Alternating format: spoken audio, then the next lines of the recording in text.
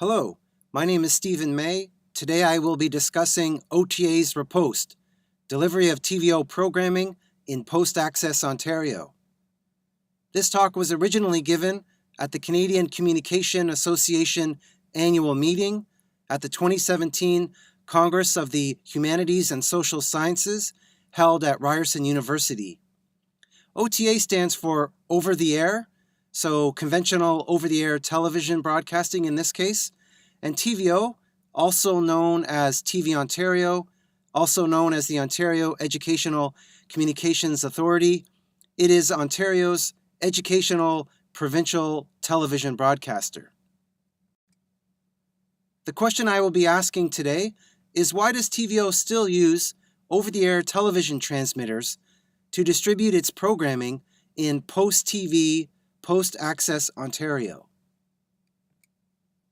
Post-TV, as noted by Michael Strangelove, does not indicate an end of television, but rather a shift from a broadcast television structured viewing experience to, hopefully, new ways of participating in television, as Strangelove notes. Strangelove also importantly expresses concern about post-TV. On one hand, he's concerned that the traditional incumbent television players may stifle post-TV. And then on the other end, he's concerned that the new television players, he notes Apple, Intel, and Google, I would add Netflix and Facebook, that they may similarly stifle post-TV.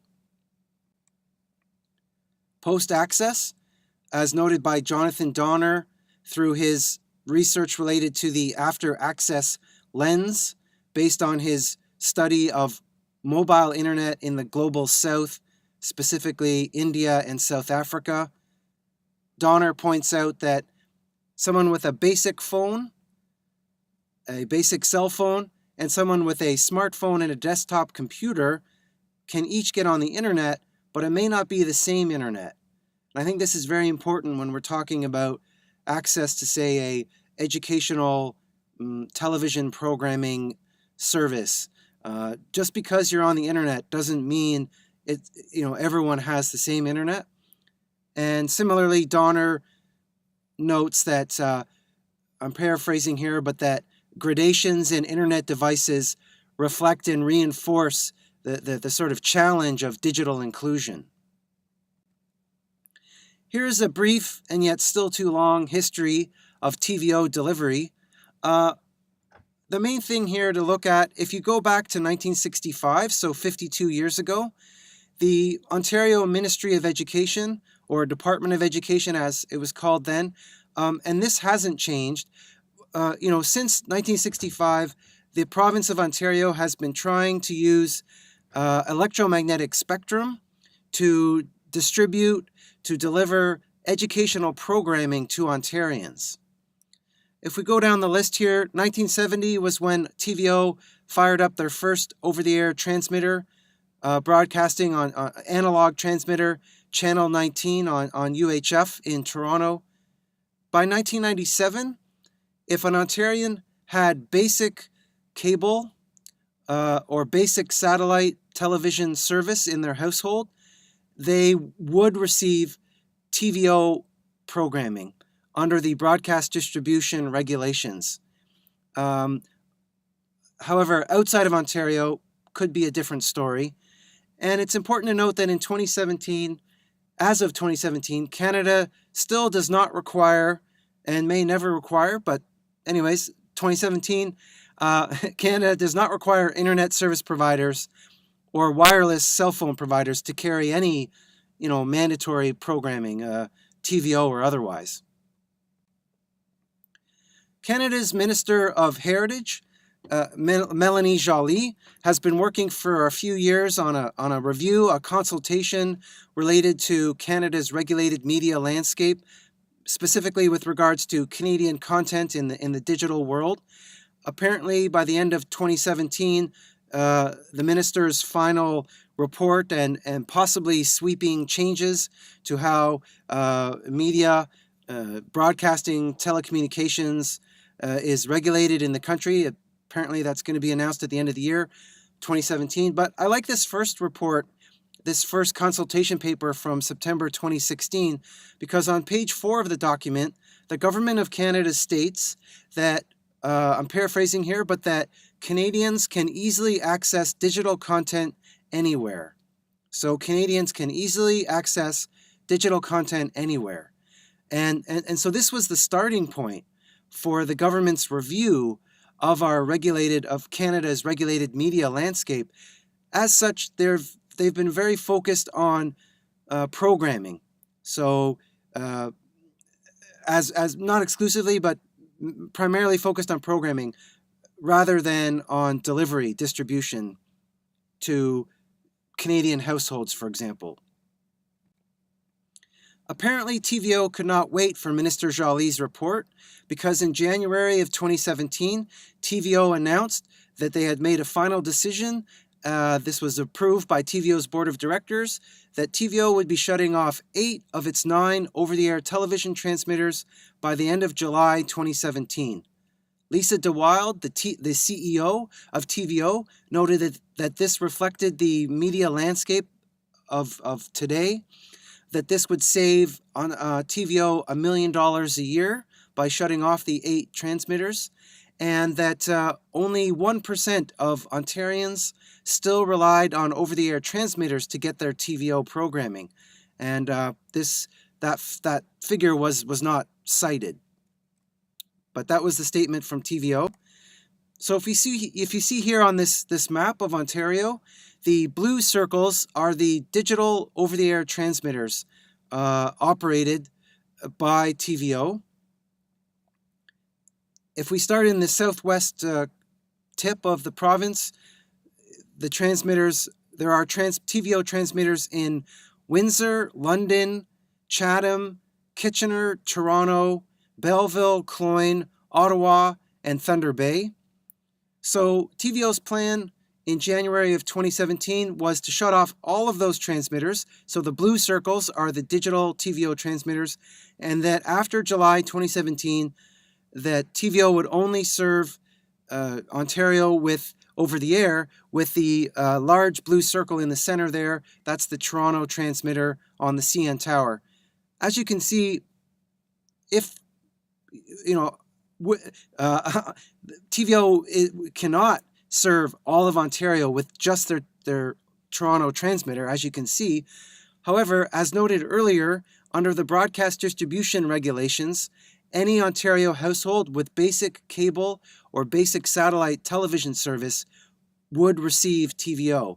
And according to the 2016 Communications Monitoring Report issued by the CRTC, 78% of Canadians still access their television through a cable, satellite, or IPTV service. So this was TVO's plan for after July 31st.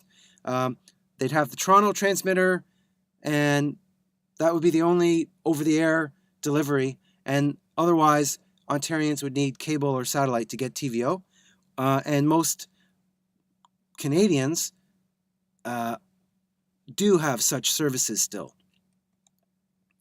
So once this announcement was made,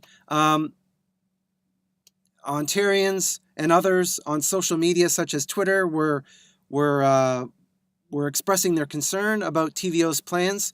We see here Steve Paikin, the host of TVO's flagship current affairs program, The Agenda, responding to one post noting that TVO was really sorry about this, but they needed the $1 million a year that the shutting off of the 8 transmitters was going to bring in or save the broadcaster.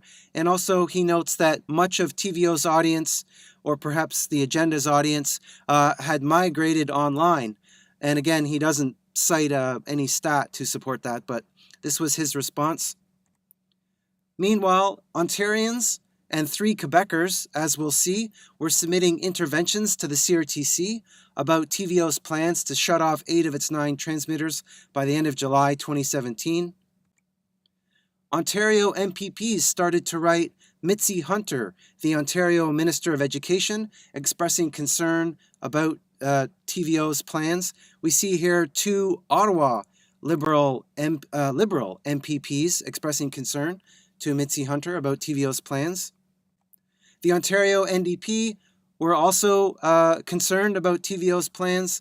They attributed this change to Liberal government cuts to TV Ontario.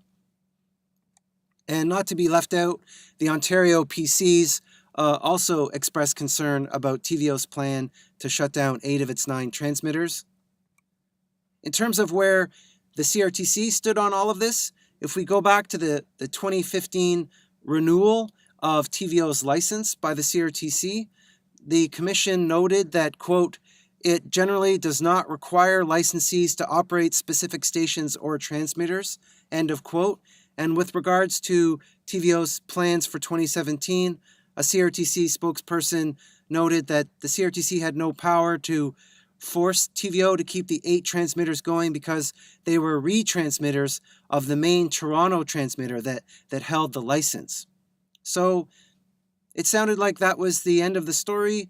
July 31st, TVO was going to be shutting off 8 of its 9 over-the-air transmitters. However, something happened.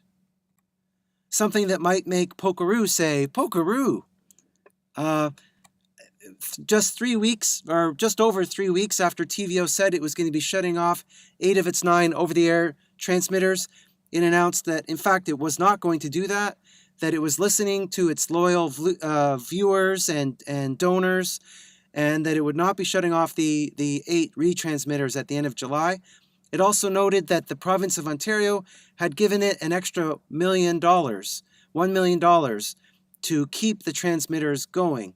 It's unclear if this was a one-time contribution from the province or if this was multi-year funding. If it was just a one-time contribution, it's possible that Ontario could be going through all this again in January 2018. But at any rate, end of July 2017, TVO will not be turning off its 8 retransmitters. All of this brings up the important question of when is the right time to turn off an over-the-air television transmitter? As noted by Marco Alafossi in his research, he notes that the consensus in the EU, other than in Finland, was that 2030 seemed like a good date for the EU, other than Finland, to turn off their over-the-air transmitters. Alafossi notes importantly that this is not just a technological project, but that this shift from public service broadcasting to public service media, quote, has been developing in a certain socio-economic environment established by national media policies, end of quote. And in the case of TVO, I would add provincial media policies. So there you have it. The EU, other than Finland, thought that 2030 sounded like a good time to turn off their over-the-air transmitters. TVO said, hey, how about this summer? We'll turn off 89% of our transmitters, a decision that they have since backed away from. So the source for the data that I'm presenting here, the source that I used for my analysis, are the 86 CRTC interventions that were submitted to the CRTC about TVO's plans to shut off its 8 retransmitters prior to TVO withdrawing their request. As you can see, 3 interventions were submitted from Quebec, 59 interventions from Ottawa proper, with many other interventions submitted from the Ottawa area within Ontario, and then also single interventions from across the province. However, no interventions were submitted or at least posted to the CRTC website from London, Cloyne, or Thunder Bay, where TVO has transmitters. 84 of the 86 interventions were explicitly against TVO's plans to shut down 8 of its 9 transmitters at the end of July. So this TVO case study was a really good opportunity for me to take the public media access puzzle sieve, or public maps model, that I developed through my analysis of my dissertation research, which dealt with access to CBC Radio Canada television programming, and is the reason why there's a CBC Radio Canada logo in the middle of the model. But this TVO case study allowed me to take my public maps model and see if I could apply it to access, or at least concerns to access to TVO programming. quickly, the public maps model involves 5 sieves or 5 barriers or layers to public service media access that households in Ontario or otherwise, but in this case Ontarians, because we're talking about TVO, and 3 Quebecers. These are, getting back to the public maps model, the model has 5 sieves that a household must pass through in order to gain access to public service media. So the first sieve or barrier that a household must pass through in order to gain access to public service media is the cost sieve. So if cost is not an issue for a household, if a household can hire a company to come and dig and install a fiber optic cable right to the household, and they can just keep on paying for that access, well, then cost is, if cost is not a concern, then the household can just pay and keep on paying, and they can get access right to that public service media. They can get right to the center there and engage with the public service media. However, if cost is an issue, then a household must navigate the other 4 sieve layers, must pass through those 4 other layers in order to gain access to the public service media. So availability deals with what's available to a household. Are there cell phone signals? Does the household have access to broadband internet? If a satellite dish is installed, will it effectively bring in programming? If a cable company is called, will they hook the household up to cable? Are there over-the-air signals in the area? Functionality deals with the audio-visual quality of the access to public service media. So, does it buffer every time the household tries to stream content? Does the signal cut off every time it rains? Is there rain fade, such as can be experienced with satellite TV? If there are over-the-air signals, do they break up? Do they pixelate? Is there only one cell phone bar? Will it really bring in on a steady level the access to public service media? A la carte service. Can the household gain access to public service media without having to enter into other bundles or packages or acquiring other services? And then lastly, the locally relevant feed sieve. Is the programming relevant to the household? So what I did here was I downloaded each intervention submitted to the CRTC with regards to concerns related to TVO's plan to shut off 8 of its 9 transmitters. And what I did is I took the public maps model and I used that to interpret the nature of access concerns articulated in each intervention. And if one or more of the barriers as articulated in the public maps model were articulated in terms of the interventions submitted, then I noted that. So here are the findings in terms of my analysis of the 86 interventions submitted to the CRTC as applied through the public maps model. Let me go into detail here. So in terms of access concerns related to cost, more than half of the interveners were concerned about the cost of accessing TVO through means other than over-the-air. So 29% of the total interventions noted that they felt that they had already paid for their TVO access through their provincial taxes, and 28% had concerns about affordable access to TVO by means other than over-the-air. You see at the bottom there, those are quotes from the interventions. 2/3 of the interventions were concerned about availability of TVO programming if TVO turned off 8 of its 9 transmitters. So that was the most common concern. 18% were concerned about the audio-visual quality of the connection, internet buffering, problems with, say, satellite internet like ExploreNet. 20% of the households were concerned about maintaining a la carte access to TVO without over-the-air, the 8 retransmitters, that they wouldn't be able to get just TVO. And 40% expressed concerns about the relevancy of their access to TVO, educational or children's programming or Ontario programming. So to wrap up here, my answer to my main question is that over-the-air television offers a post-access riposte to post-TV's imperfections. And I feel that post-TV's imperfections are clearly articulated in the interventions submitted to the CRTC regarding TVO's plans to turn off 8 of its 9 transmitters. Moving forward, TVO should likely consider a public consultation before making any such decisions regarding its transmitters again. Regardless of their use of over-the-air in the future, TVO must remember that their mandate includes delivering its programming to Ontarians, not just acquiring, creating, and commissioning programming. It's a delivery. Canada has the 600 megahertz spectrum repack coming up, could be a barrier to access.